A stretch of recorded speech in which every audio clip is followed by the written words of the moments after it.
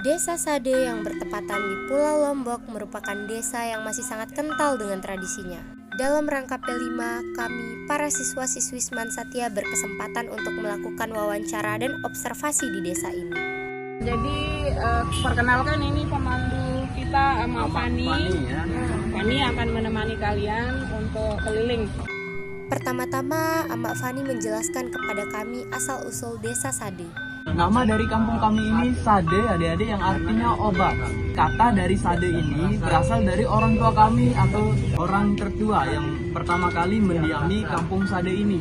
Jadi nenek moyang kami ini setelah banyak menempati pegunungan yang lain, tapi dia tidak dapat ketenangan jiwa. Setelah menempati pegunungan Sade ini, beliau berkata, inilah Sade atau inilah obat katanya. Makanya Sade itu artinya obat.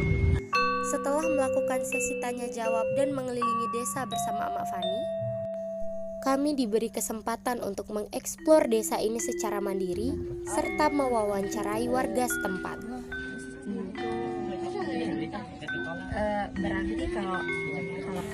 Setelah mengeksplor desa Sade, kami menemukan alat pembuat benang dan alat tenun atau nyensek untuk membuat kain songket.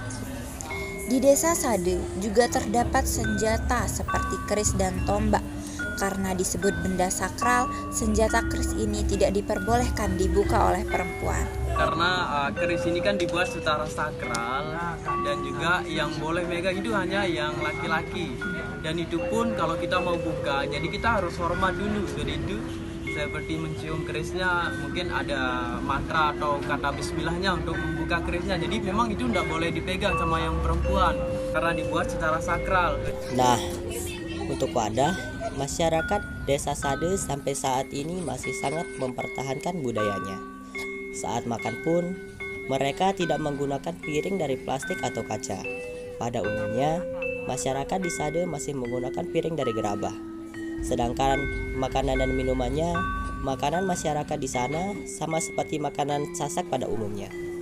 Pakaian yang digunakan pun menggunakan pakaian adat Sasak, yaitu sarung tenun dengan sapu untuk laki-laki. Biasanya, sapu hanya digunakan saat ada acara seperti nyokolan. Tetapi, di desa Sade, banyak yang menggunakan sapu dan sarung sebagai pakaian sehari-hari. Ini juga menjadi ciri khas desa Sade. Sapu dan sarung yang digunakan memiliki makna tersendiri.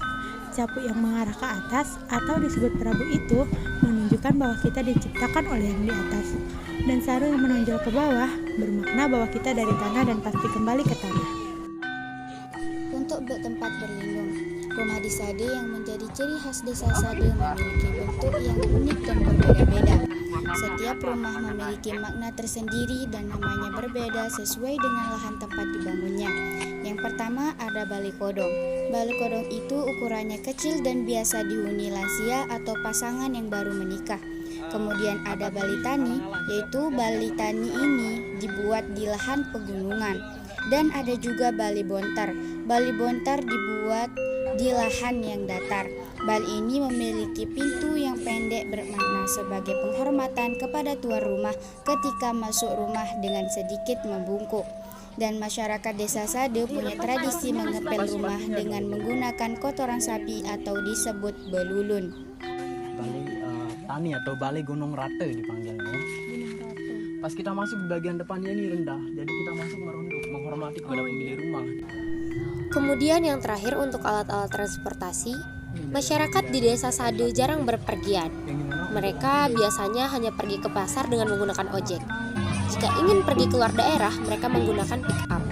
Dan saat akan berlibur, mereka pergi sekampung secara bersama-sama.